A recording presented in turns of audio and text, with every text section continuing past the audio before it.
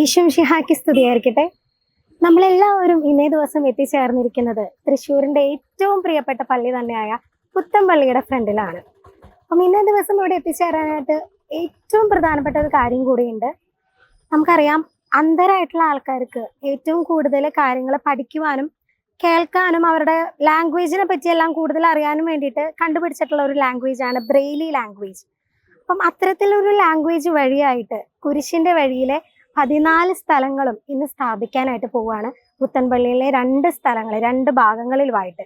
അപ്പം ഇന്നേ ദിവസം അത് സ്ഥാപിക്കാനായിട്ട് പോകുന്നതിന് കൂടുതൽ ഇന്നോവേറ്റീവ് ആയിട്ടുള്ള ആ ഒരു ഐഡിയ അല്ലെങ്കിൽ ആ ഒരു പ്രോജക്റ്റ് എത്തിച്ചേർത്തിരിക്കുന്നത് പുനർജീവ കമ്പനിയും ഒപ്പം തന്നെ ജ്യോതി എഞ്ചിനീയറിംഗ് കോളേജും സംനിത സോഷ്യൽ ഇൻക്ലൂസീവ് ലാബും കൂടിയാണ്. അപ്പം നമുക്ക് അവരുടെ വിശേഷങ്ങളിലേക്ക് കൂടുതൽ അറിയാം.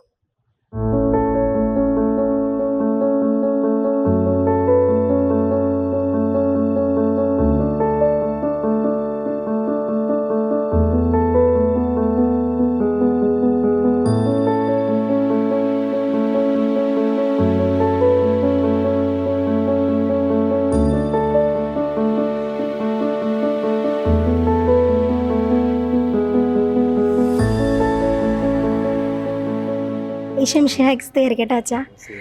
നമുക്കറിയാൻ കഴിഞ്ഞ അച്ഛന് ചെറിയ ബുദ്ധിമുട്ടുകളുണ്ട് ഈ ഒരു കാഴ്ചശക്തിയിലും ഇതൊക്കെ ആയിട്ട്.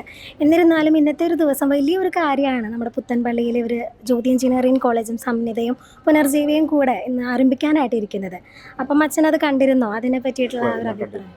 ജ്യോതി കോളേജിൽ പോയിട്ട് ഞാൻ എല്ലാം കണ്ടിരുന്നു. അവരെങ്ങനെയാണ് ഇത് ഉണ്ടാക്കുന്നത് എല്ലാം ഞാൻ കാണുകയല്ല, സ്പർശിച്ചെല്ലാം അനുഭവിച്ചിരുന്നു. അച്ഛൻ ഇപ്പം അച്ഛൻ്റെ ഡെസിഗ്നേഷൻ എന്താണ്? എന്തായിട്ടാണ് ഇപ്പം അച്ഛൻ വർക്ക് ചെയ്യുന്നത്? ഞാനിവിടെ സാഗർ ഭവൻ എന്ന് പറഞ്ഞിട്ട് തൊട്ടടുത്തുള്ള സ്ഥാപനത്തിൽ, സാഗർ ഭവനിൽ വയസ്സായിട്ടുള്ളത് അച്ഛന്മാർ താമസിക്കുന്ന സ്ഥാപനത്തിലാണ് ഞാൻ നിൽക്കുന്നത്.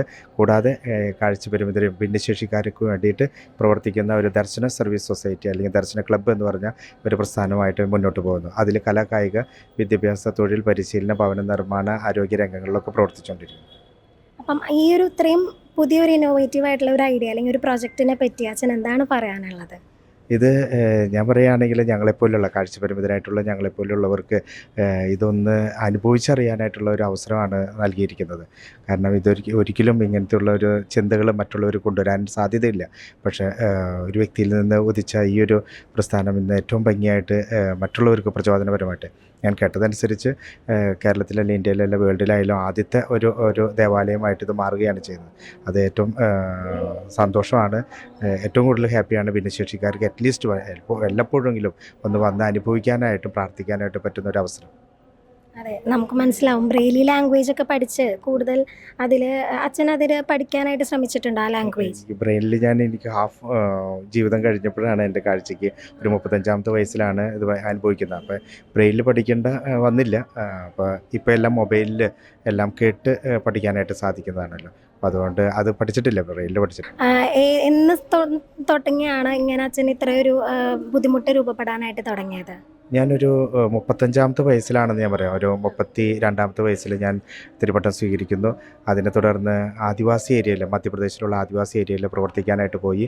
അവിടെ വെച്ച് എനിക്ക് മലേറിയ വന്നു. അതിൻ്റെ മെഡിസിൻ കഴിച്ചു. അതിൻ്റെ ആഫ്റ്റർ ഇഫക്റ്റായിട്ട് കണ്ണിന് ഒരു കാഴ്ച മന്ദീഭവിക്കാനായിട്ട് തുടങ്ങി. അതിന് 35 വയസ്സ് മുതൽ ഞാൻ അനുഭവിച്ചു തുടങ്ങി, കാഴ്ച പരിമിതി നേരിടാൻ തുടങ്ങി. ഇപ്പോൾ ഒരു 90% ഇല്ല എന്നേ ഉള്ളൂ. ഒരുപാട് നന്ദി അച്ഛാ. അപ്പം ഇത്രയും ഒരു സംരംഭം അതിൻ്റെ ചീഫ് ഗസ്റ്റായിട്ട് തന്നെ ഈ ഒരു ദേവാലയത്തിൽ എത്തിച്ചേരാനായിട്ട് അച്ഛന് സാധിച്ചതിലും ഞങ്ങളും ഒത്തിരി സന്തോഷം വഹിക്കുന്നു. താങ്ക് യു അച്ഛൻ. ഇപ്പം നമ്മളൊപ്പം ചേരുന്നത് ജ്യോതി എഞ്ചിനീയറിംഗ് കോളേജിലെ അധ്യാപകരാണ്. Hi sir. Hi ma'am. അപ്പം ആദ്യം തന്നെ നിങ്ങൾ രണ്ടുപേരുടെ ഒരു ചെറിയൊരു ഇൻട്രൊഡക്ഷൻ നമ്മുടെ പ്രേക്ഷകർക്കായിട്ട് ഒന്ന് നൽകാമോ? ഞാൻ doctor Shiny, associate professor CS ഡിപ്പാർട്ട്മെൻറ്റിലാണ്.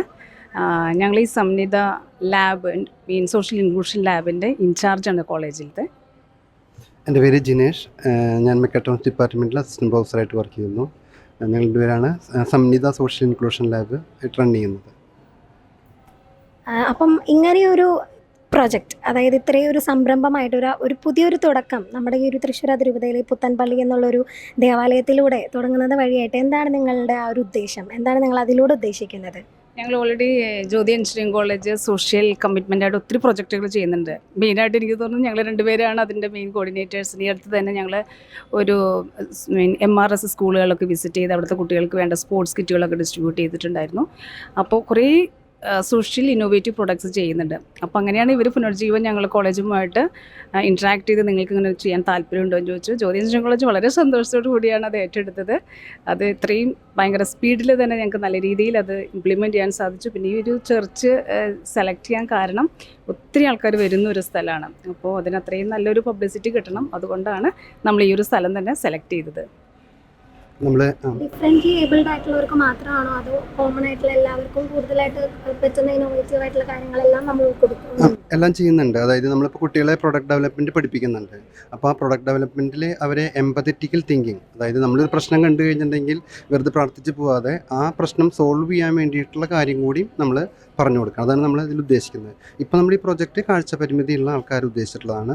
ഇതുപോലെ കുട്ടികൾ ജനങ്ങളുടെ പ്രശ്നങ്ങൾ മനസ്സിലാക്കണം, അതിനുള്ള സൊല്യൂഷൻസ് ഉണ്ടാക്കണം. ഇതാണ് നമ്മൾ ഉദ്ദേശിക്കുന്നത്. സോഷ്യൽ ഇൻക്ലൂഷൻ ലാബ് എന്നുള്ളതാണ് ഉദ്ദേശിക്കുന്നത്. അതുപോലെ ലാബ് ഇൻക്ലൂഷൻ ലാബാണ്. അതായത് ആർക്ക് വേണമെങ്കിലും യൂസ് ചെയ്യാം. നമ്മുടെ കുട്ടികൾക്ക് മാത്രമല്ല, പുറമേ ഇൻക്ലൂഡ് ചെയ്യണം. എല്ലാ വിഭാഗത്തിലുള്ള ആൾക്കാരെയും ഇൻക്ലൂഡ് ചെയ്യണം. അതാണ് ഉദ്ദേശിക്കുന്നത്. ഇപ്പോൾ എന്ന് പറയുന്നത് ഓൾറെഡി സാറ് പറഞ്ഞിട്ടുണ്ടാവും, നമ്മുടെ ഓരോ പ്രോഡക്റ്റുകളും ഒരു 80% ആൾക്കാർ മാത്രമേ കൺസിഡർ ചെയ്യുന്നുള്ളൂ. ബാക്കി 20% നമ്മളങ്ങ് അവോയ്ഡ് ചെയ്യാണ്. പക്ഷേ ഈ ഒരു ലാബിൻ്റെ ഉദ്ദേശം എന്ന് പറയുന്നത് 100% ആൾക്കാർക്കും ആക്സസിബിൾ ആയിട്ടുള്ളൊരു ലാബാണ്. അതാണ് ഇതിൻ്റെ ഏറ്റവും വലിയൊരു ഹൈലൈറ്റ് എന്ന് പറയുന്നത്.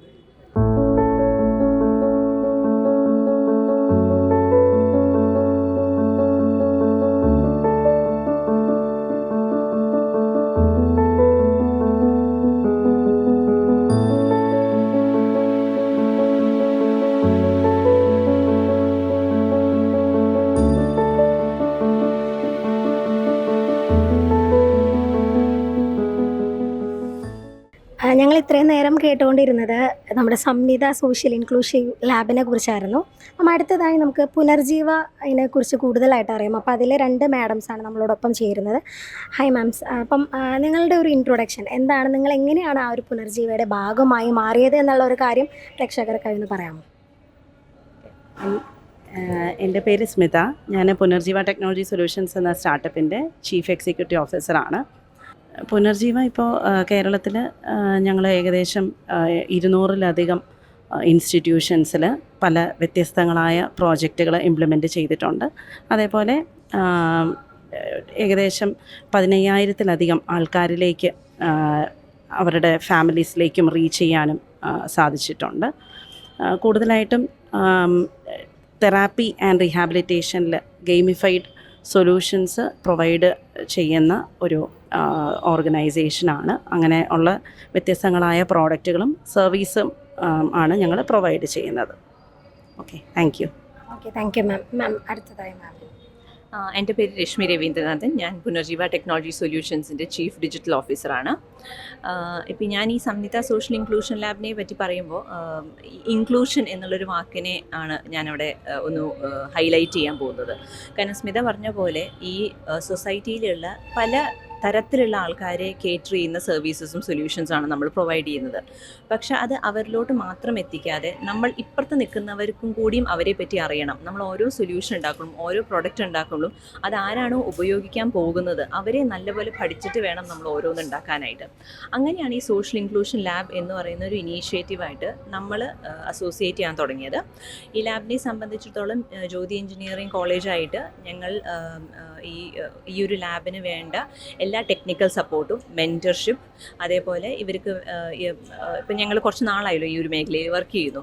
അപ്പോൾ ആ ഒരു സൊസൈറ്റിയെ പറ്റിയുള്ള ഞങ്ങൾക്ക് ഉള്ള ഒരു പരിമിതമായ അറിവ് എല്ലാം ഷെയർ ചെയ്യുക എന്നുള്ളതാണ് ഞങ്ങളെ സംബന്ധിച്ചിടത്തോളം സോഷ്യൽ ഇൻക്ലൂഷൻ ലാബായിട്ട് അസോസിയേറ്റ് ചെയ്യുന്നത്. പിന്നെ ഇത് ഇനി വരുന്നൊരു future generation, that is college students ആയിക്കോട്ടെ, സ്കൂൾ പോകുന്ന കുട്ടികളായിക്കോട്ടെ, അവരൊക്കെ അറിയണം ഏതൊക്കെ തരത്തിലുള്ള ആൾക്കാരാണ് നമ്മുടെ സൊസൈറ്റിയിലുള്ളത്. അവർ ക്ലാസ് റൂമിലത്തെ പഠനമല്ലാതെ പുറത്തിറങ്ങിയ ആൾക്കാരെ കണ്ട് അവരെ എങ്ങനെയൊക്കെ ഈ ടെക്നോളജി വെച്ച് ഹെൽപ്പ് ചെയ്യാൻ പറ്റും എന്നുള്ളത് അവർ മനസ്സിലാക്കണം. അതിന് വേണ്ടിയിട്ടാണ് നമ്മൾ ഈ സോഷ്യൽ ഇൻക്ലൂഷൻ ലാബ് വലിയൊരു ഇനീഷ്യേറ്റീവായിട്ട് നമുക്ക് തോന്നി. അതുകൊണ്ട് ഇതിൻ്റെ ഒരു ഭാഗമാവാൻ ഞങ്ങൾ തീരുമാനിച്ചത്. താങ്ക് യു മാം. നമുക്കറിയാലോ വിശുദ്ധ കാർലോ അക്വിറ്റസിനെ പോലെയുള്ള ഒരു കൂട്ടം കൂട്ടുകാരാണ് ഇതിന് പിന്നിൽ വർക്ക് ചെയ്യുന്നത്. അതായത് ഇന്നത്തെ ഈ ഒരു ആധുനിക ലോകത്ത് പുതിയ ഇൻ്റർനെറ്റ് കാര്യങ്ങളെല്ലാം യൂസ് ചെയ്തുകൊണ്ട് തന്നെ നമ്മളെപ്പോലുള്ള സാധാരണ ആൾക്കാർക്ക് മാത്രമല്ല, ഡിഫറെൻ്റ്ലി ഏബിൾഡ് ആയിട്ട് ഇപ്പം ഇമ്പയർമെൻറ്റ്സ് ഒക്കെ ഉള്ള ആൾക്കാർക്ക് കൂടെ പ്രയോജനമാകത്തക്ക രീതിയിലുള്ള ഒരു പുതിയൊരു പ്രൊജക്റ്റാണ് അവർ ഇന്നിവിടെ പുത്തൻപള്ളിയിൽ സ്റ്റാർട്ട് ചെയ്യുന്നത്. അപ്പം എല്ലാവിധ ആശംസകളും ഭാവുകങ്ങളും നേരെയാണ്. Thank you.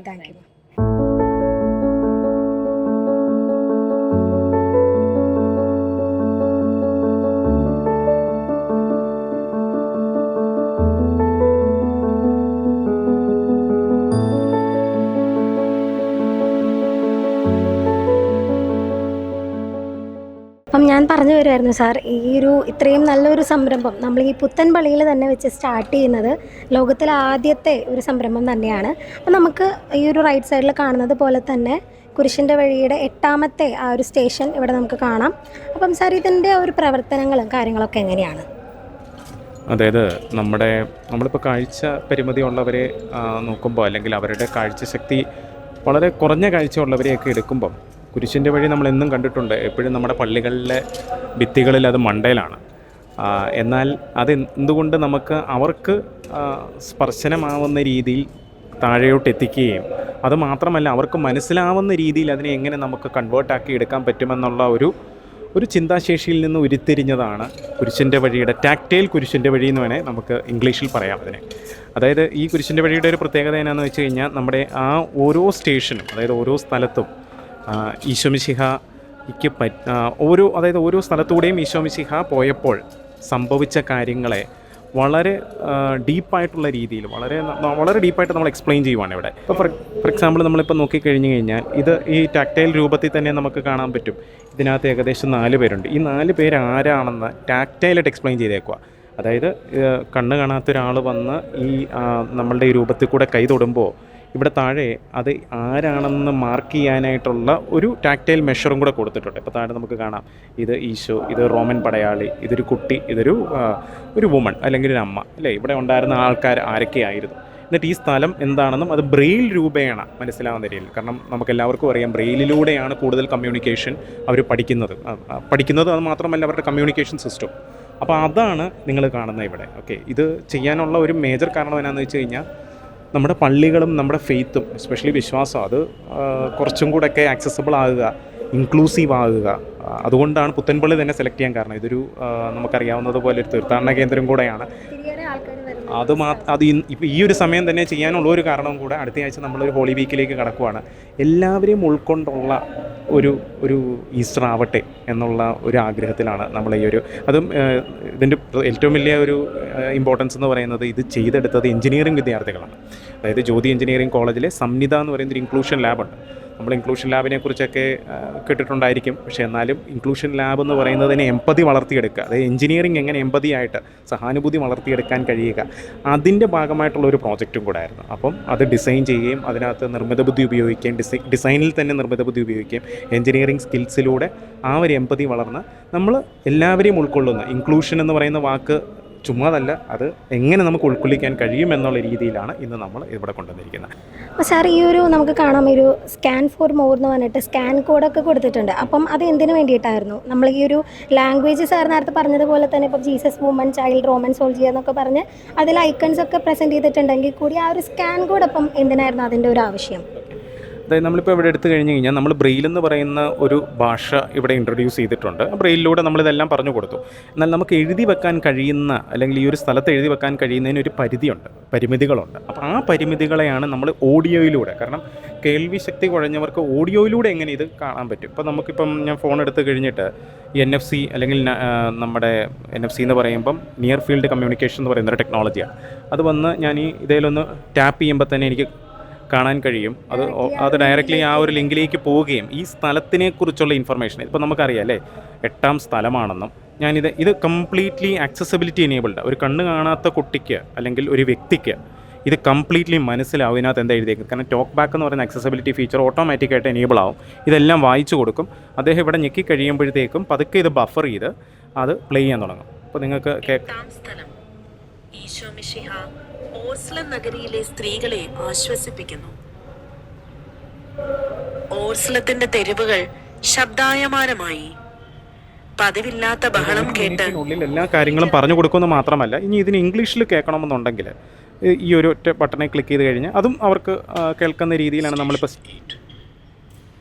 Jesus meets the women of Jerusalem. Jesus turned to അതായത് നമുക്കറിയാമല്ലേ, ഒരു കാഴ്ചശക്തി കുറഞ്ഞ വ്യക്തിക്ക് മെയിനായിട്ടും അദ്ദേഹം മനസ്സിലാക്കുന്ന നോളജ് ഡിസമിനേറ്റ് ചെയ്യുന്നതും മനസ്സിലാക്കുന്നതും ഇൻഫർമേഷൻ റിട്രീവ് ചെയ്യുന്നതും വിരലിലൂടെ സ്പർശനത്തിലൂടെയും ഓഡിയോ അല്ലെങ്കിൽ ചെവിയിലൂടെയാണ്. ആ രണ്ട് മീഡിയയാണ് നമ്മളിവിടെ കൊണ്ടുവന്നിരിക്കുന്നത്. അപ്പം അവർക്ക് വരികയും അവർക്കിത് മനസ്സിലാക്കുകയും ഭക്തി എന്ന് പറയുന്ന അല്ലെങ്കിൽ ഫെയ്ത്തിലേക്ക് ആഴ്ന്നിറങ്ങി ചെല്ലാനായിട്ടും കൂടെയാണ് എല്ലാ മീഡിയത്തിലൂടെ നമ്മൾ ചെയ്യുന്നത്. പിന്നെ ഇപ്പോൾ NFC ഇല്ലാത്തവർക്ക് QR കോഡ് സ്കാൻ ചെയ്ത് കഴിഞ്ഞാൽ നേരെ ഈ പറയുന്ന ആപ്ലിക്കേഷൻ ലോഡ് ആവുകയും അത് കേൾക്കുകയും ചെയ്യും. ഇതാണ് നമ്മളിവിടെ കൊണ്ടുവന്നിരിക്കുന്നത്. അതായത് ഒന്ന് ടെക്നോളജി, IoT പോലത്തെ ടെക്നോളജി, AI പോലത്തെ ടെക്നോളജി, പിന്നെ അത് മാത്രമല്ല നമ്മളിന്ന് സംസാരിക്കുന്ന 3D പ്രിൻറ്റിങ്. ഇത് കംപ്ലീറ്റ്ലി നിങ്ങൾ കാണുന്നത് 3D പ്രിൻ്റഡാണ്. ഇത് കംപ്ലീറ്റ്ലി 3D പ്രിൻറ്റ് ചെയ്ത് നമ്മൾ ബ്ലൈൻഡ് ആയിട്ടുള്ള കുട്ടികളുമായിട്ടും മുതിർന്നവരുമായിട്ട് ഇത് ടെസ്റ്റ് ചെയ്തതിന് ശേഷമാണ് നമ്മളിവിടെ വെച്ചിരിക്കുന്നത്. അപ്പം അവർക്കത് എത്ര കണ്ട് ഉപകാരപ്പെടും അല്ലെങ്കിൽ എത്ര കണ്ട് അവർക്ക് ഇത് മനസ്സിലാവാൻ ശ്രമിക്കുന്നുണ്ട് എന്നുള്ളതാണ്. അപ്പോൾ അതാണ് ഇതിൻ്റെ ഒരു ഓവർ. മാത്രമല്ല നമുക്ക് ഈ പുത്തമ്പള്ളിയിലേക്ക് കടന്നു വരുമ്പോൾ തന്നെ കാണാവുന്ന ഒരു കാര്യമാണ് ഈ ഒരു തറയിലെല്ലാം തന്നെ ഒരു ബ്ലാക്ക് കളറിലുള്ള ഒരു കോട്ടിങ് കൊടുത്തിട്ടുണ്ട്. അത് അവർക്ക് കൂടുതൽ ഈ ഒരു കുരിശിൻ്റെ വഴിയിൽ ഓരോ സ്ഥലങ്ങളിലേക്കും പോകാനുള്ള ഒരു മാർഗ്ഗനിർദ്ദേശം കൂടിയാണെന്നാണ് മനസ്സിലാക്കുന്നത്. അതായത് നമ്മളിപ്പം പള്ളിയും ആക്സസബിൾ ആക്കുക എന്നുള്ളതാണ്. അതായത് പള്ളിക്കകത്തൂടെ നടക്കുമ്പം എവിടെയാണ് ഈ കുരിശിൻ്റെ വഴിയുടെ അടയാളങ്ങളുള്ളത്, അല്ലെ ഓരോ സ്ഥലവും എവിടെയാണെന്ന് ഇവർക്ക് തിരിച്ചറിയാൻ വേണ്ടി നടക്കുമ്പോൾ തന്നെ ഇപ്പം നിങ്ങൾ കണ്ടിട്ടുണ്ടായിരിക്കും അല്ലേ, യൂഷ്വലി വൈറ്റ് കെയിൻ ഉപയോഗിച്ചാണ് ഇവർ നടക്കുന്നത്. അപ്പം വൈറ്റ് കെയിൻ കൊണ്ട് ചെയ്യുമ്പോൾ തന്നെ അവർക്ക് അറിയാൻ പറ്റും എന്താണ് ഡിഫറൻസ്. എന്നിട്ട് ആ സ്ഥലം എത്തുമ്പോൾ തന്നെ അവിടെ ഒരു ഡിമാർക്കേഷനും കൊടുത്തിട്ടുണ്ട്, ആ സ്ഥലത്തേക്ക് എങ്ങനെ വരണമെന്നുള്ളതും. ഇതൊരു സ്റ്റാൻഡേർഡാണ്. നമ്മൾ റെയിൽവേ സ്റ്റേഷനിലൊക്കെ ശ്രദ്ധിച്ചിട്ടുണ്ടെങ്കിൽ ലൈൻ ആൻഡ് ഡോട്ട് എന്നാണ് തന്നെ പറയുന്നത്. ഇവിടെ നമ്മൾ ലൈനിലൂടെയാണ് ഇത് കമ്മ്യൂണിക്കേറ്റ് ചെയ്യുന്നത്. ഇത് തന്നെ നമ്മുടെ പള്ളിയുടെ വെളിയിൽ നിന്ന് തന്നെ തുടങ്ങുന്നുണ്ട്. അപ്പോൾ അവിടെ നിന്ന് തന്നെ അവർക്ക് അറിയാൻ പറ്റും എങ്ങോട്ടാണ് നടക്കേണ്ടത്, എവിടെയാണ് സ്റ്റേഷൻ 1 സ്റ്റേഷൻ 2. അപ്പോൾ ആ നടന്ന് അത് കംപ്ലീറ്റ് ചെയ്യുക. അതായത് ഒരു യാത്രയാണല്ലോ. അപ്പം നമ്മുടെ കർത്താവിൻ്റെ ഒരു വലിയ യാത്രയായിരുന്നു നമ്മുടെ പീഡാനുഭവ ചരിത്രം എന്ന് പറയുന്നത് തന്നെ. ആ ചരിത്രം നമ്മുടെ പള്ളിക്കകത്തൂടെ നടന്ന് അവർക്ക് മനസ്സിലാക്കി അത് മുഴുവൻ ഫീൽ ചെയ്ത് സെൻസ് ചെയ്ത് നടക്കാനായിട്ടുള്ള ഒരു സിസ്റ്റമാണ് നമ്മളിന്ന് ക്രിയേറ്റ് ചെയ്തത്. കാരണം കംപ്ലീറ്റ്ലി ആക്സസബിൾ ആക്കുക കുരിശിൻ്റെ വഴി എന്നുള്ള ഞങ്ങളുടെ ആഗ്രഹം എന്ന് പറഞ്ഞാൽ എല്ലാ പള്ളികളും എല്ലാ വിശ്വാസികൾക്കും ആക്സസബിൾ ആവണം. അതിൻ്റെ ഒരു തുടക്കം കൂടിയാണ്. അതെ. അപ്പം സാർ എങ്ങനെയാണ് ഈ ഒരു പ്രൊജക്റ്റിൻ്റെ അല്ലെങ്കിൽ ഈ ഒരു ഇൻക്ലൂഷൻ ലാബിൻ്റെ ഭാഗമാകുന്നത്? സാറിൻ്റെ ഡെസിഗ്നേഷൻ എല്ലാം എന്നൊന്ന് പരിചയപ്പെടുത്താമോ? എൻ്റെ പേര് റോബിൻ ടോമി. ഞാൻ TCSൻ്റെ സീനിയർ സയൻറ്റിസ്റ്റാണ്, ടാറ്റ കൺസൾട്ടൻസിയുടെ. അതിൻ്റെ കൂടെ ഞാൻ ജ്യോതി എഞ്ചിനീയറിംഗ് കോളേജിൻ്റെ അഡ്ജങ്ക് പ്രൊഫസറും കൂടാണ്. ഞാൻ ഗവൺമെൻറ്റിൻ്റെയും ഒരു ഭാഗമാണ്. എസ്പെഷ്യലി ഞാൻ social enterprises and social inclusion എന്ന് പറയുന്ന സിസ്റ്റം കേരളത്തിന് വേണ്ടി ബിൽഡ് ചെയ്തുകൊണ്ടിരിക്കുന്നത്. അങ്ങനെ ഒരു 15 വർഷമായിട്ട് ഞാൻ ന്യൂറോ ഡൈവേഴ്സിറ്റി മേഖലയിൽ വളരെ ക്ലോസ് ആയിട്ട് വർക്ക് ചെയ്യുന്ന ഒരാളാണ്. അതായത് കാഴ്ച പരിമിതിയുള്ളവർ, കേൾവിശേഷിയിൽ പരിമിതികളുള്ളവർ, അങ്ങനെ അതുപോലെ ന്യൂറോ ഡൈവേഴ്സ് ആയിട്ടുള്ളവർ, ഓക്കെ, അതുപോലെ നമ്മൾ ഫിസിക്കലി ഡിസേബിൾഡ് ആയിട്ടുള്ളവർ, പിന്നെ നമ്മുടെ മജോറിറ്റി ആയിട്ടുള്ള കമ്മ്യൂണിറ്റികളുമായിട്ട് ചേർന്ന് വർക്ക് ചെയ്യുന്ന ഒരാളായിരുന്നു. അപ്പോൾ അവിടെ ടെക്നോളജി എങ്ങനെ കൊണ്ടുവരാം, ഇന്നോവേഷൻ എങ്ങനെ കൊണ്ടുവരാം എന്നുള്ള വളരെ ഡീപ്പായിട്ടുള്ള ഒരു റിസർച്ച് നടത്തുന്ന വ്യക്തിയാണ്. അങ്ങനെ എൻ്റെ ഒരു കൂട്ടുകാരനുണ്ടായിരുന്നു. അപ്പം അതിൽ നിന്നും വന്ന ഒരു പ്രചോദനമാണ് എനിക്ക്. അദ്ദേഹത്തിനെ സംബന്ധിച്ചിടത്തോളം അദ്ദേഹം പള്ളി വരുമെങ്കിലും പള്ളി വന്നു കേൾക്കുന്നു പോകുന്നു എന്നല്ലാതെ അതിനപ്പുറം ഇതെങ്ങനെ ഫീൽ ചെയ്യാൻ കഴിയുന്നുവെന്ന് പലപ്പോഴും അദ്ദേഹത്തിന് മനസ്സിലായിട്ടില്ല. അപ്പോൾ എന്തുകൊണ്ട് നമുക്ക് കുറച്ചും കൂടെ ബ്രെയിൽ എനേബിൾഡ് ആവുക, അവരുടെ ഭാഷയിലും കൂടെ നമുക്കിത് സംസാരിക്കാൻ കഴിയുക. ഇപ്പം കഴിഞ്ഞ ആഴ്ചയാണെങ്കിൽ പാലക്കാട് ഞങ്ങൾ ഹെലൻ കെല്ലർ സ്കൂളിൽ, ഹെലൻ കെല്ലർ എന്ന് പറയുന്നത് ഒരു ബ്ലൈൻഡ് സ്കൂളാണ്, കുട്ടികളുടെ സ്കൂളാണ്. അപ്പോൾ ഒരു ഏകദേശം 50ഓളം കുട്ടികൾക്കായിട്ട് ടാക്റ്റൈൽ എന്ന് ഞാൻ പറയുമ്പം അവർക്ക് ജോമെട്രി പഠിക്കുക. നമുക്കെല്ലാം അറിയില്ല, ജോമെട്രി പഠിക്കുക എന്ന് പറഞ്ഞാൽ അത്ര എളുപ്പമല്ല. ഇവർ കാഴ്ചശക്തി ഇല്ലാത്തവർക്ക് അത് പഠിച്ചെടുക്കാൻ അത്ര എളുപ്പമല്ല. അപ്പോൾ അവർക്ക് ടാക്റ്റൈലായിട്ടുള്ള ഷേപ്പുകൾ, അപ്പം അത് ട്രയാങ്കിൾ ആയിക്കോട്ടെ, സർക്കിൾ ആയിക്കോട്ടെ, 3D പ്രിൻറ്റിങ് ടെക്നോളജി ഉപയോഗിച്ച് ബ്രെയിൽ ഉപയോഗിച്ച് നമ്മൾ കൊടുത്തു. അതും വളരെ വ്യത്യസ്തമായിരുന്നു. അപ്പോൾ അതിൽ നിന്നെല്ലാം ഞങ്ങൾക്കൊരു പാഠം വന്നതെന്നു വെച്ചാൽ, ഇത് നമുക്കിപ്പം സഭയുടെ ഇതിനൊക്കെ 2000 വർഷങ്ങൾക്ക് മുമ്പ് തന്നെ വന്നു തുടങ്ങിയല്ലേ. പക്ഷെ എന്നാലും നമുക്ക് ഇവരെ ഒന്ന് പള്ളിയിലേക്ക് ആകർഷിക്കാനും അത് മാത്രമല്ല ഇവരെ ഈ പള്ളിയിൽ ഉൾക്കൊള്ളിക്കാനും എന്താണ് നമുക്ക് ചെയ്യാൻ കഴിയുക എന്നുള്ള ഒരു ചർച്ചയിൽ ജ്യോതി എഞ്ചിനീയറിംഗ് കോളേജിൻ്റെ സംവിധ എന്ന് പറയുന്ന ലാബ് സ്റ്റാർട്ട് ചെയ്തിട്ട് ഇപ്പോൾ 3 മാസമേ ആയിട്ടുള്ളൂ. അപ്പോൾ ജോസച്ചനും ജിനേഷ് സാറും അതുപോലെ തന്നെ ഞങ്ങളുടെ ശോഭാ മിസ്സും ഇങ്ങനെ കുറേ പേര് അങ്ങനെ ഒരു ഡിസ്കഷൻ, ഡേവിഡ് അച്ഛനും ഒക്കെ ആയിട്ടുള്ള ഡിസ്കഷനിലാണ് നമുക്ക് ഇങ്ങനെ എന്തുകൊണ്ട് ചെയ്തുകൂടാ, അവരെയും കൂടെ ഉൾപ്പെടുത്തിക്കൂടാ. അങ്ങനെ പതുക്കെ ഓരോ സ്റ്റെപ്പ് ബൈ സ്റ്റെപ്പ് എടുത്ത് അങ്ങനെയാണ് പുത്തൻപള്ളി ആദ്യമായി, ഞാൻ പറയും ഇപ്പോൾ ലോകത്ത് തന്നെ ആദ്യമായിരിക്കും യൂണിവേഴ്സലി ആക്സസിബിൾ ആകുക. അത് എസ്പെഷ്യലി കുരിശിൻ്റെ വഴിയിലൂടെ അത് തുടങ്ങുക. അതും ഈസ്റ്ററിന് മുമ്പ് അല്ലെങ്കിൽ ഗുഡ് ഫ്രൈഡേക്ക് മുമ്പ് നമുക്കത് തുടങ്ങാൻ പറ്റുക എന്നുള്ളത് ഒരു വലിയൊരു സന്തോഷമാണ് ഞങ്ങളെ സംബന്ധിച്ചിടത്തോളം. ഏറ്റവും ആദ്യത്തെ തന്നെയുള്ള ഒരു പ്രൊജക്റ്റാണോ ഇതപ്പം സംവിധാ ലാബിൻ്റെ? ഓക്കെ, അപ്പം ഇനിയും ഒത്തിരി പ്രൊജക്റ്റുകൾ ഈ ഒരു ഒരു വലിയ വാരത്തിലൂടെ തന്നെ ആരംഭിച്ച് ഇനിയുള്ള ജീവിതത്തിൽ ഇനിയുള്ള ആ ഒരു ലൈഫ് ജേണിയിലെല്ലാം ജ്യോതി എഞ്ചിനീയറിംഗ് കോളേജിൻ്റെ ഒപ്പം തന്നെ സംനീത സോഷ്യൽ ഇൻക്ലൂഷൻ ലാബും അത്രയും കട്ടയ്ക്ക് തന്നെ നിന്നിട്ട് എല്ലാ കാര്യങ്ങളും അടിപൊളിയായി തന്നെ ഇനിയും നടക്കട്ടെ എന്ന് ഞങ്ങളെല്ലാവരും ഏറ്റവും ആത്മാർത്ഥമായി ആഗ്രഹിക്കുന്നു, പ്രാർത്ഥിക്കുന്നു. Thank you sir.